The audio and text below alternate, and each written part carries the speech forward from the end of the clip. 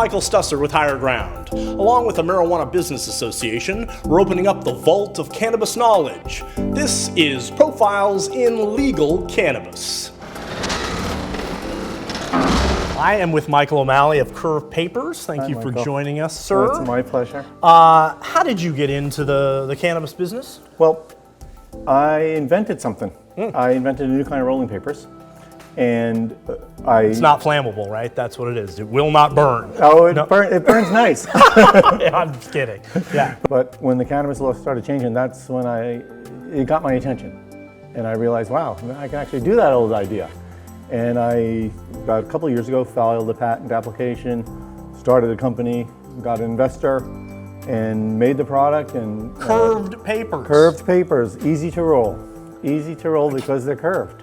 Rolling papers, not everybody can roll a joint. That's for sure. It's a little tricky, and the tricky part about it is you have to keep your top and bottom edge parallel. If you don't, the front corner goes up. It doesn't tuck. So you tuck. Yeah. If you know what I'm saying. I do. But curved papers are easy to roll because they're curved.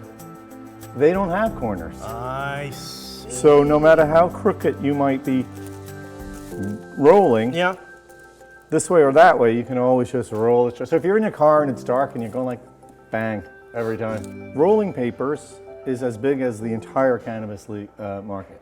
$5 billion a year. You're kidding. Yeah, because of tobacco.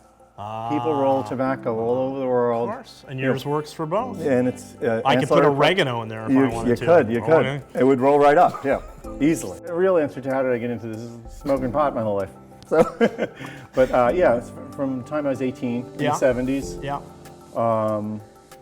Do you run into, even with the tobacco folks, is there a divide where they're like, hey, at least I'm not a stoner, man? Oh yeah, 100%. Really? Tobacco does not want to hear about marijuana. And marijuana people do not really want to hear about tobacco either. Very different worlds. Yeah. Cannabis market's $5 billion. Rolling papers by itself is $5 billion.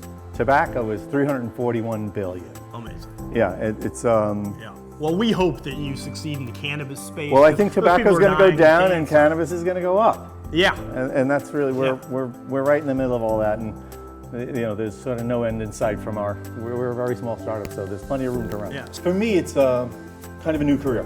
I was a software developer. I'm an MIT graduate, and I developed CAD software. I did a lot of work with architectural CAD. But I'm just using all my skills now because I'm a startup. We're in the vault of cannabis knowledge. Can you drop some cannabis knowledge? What have you learned just in the cannabis space in your brief career with that? Well, one thing I noticed about how people take what they take is that they have very personal preferences.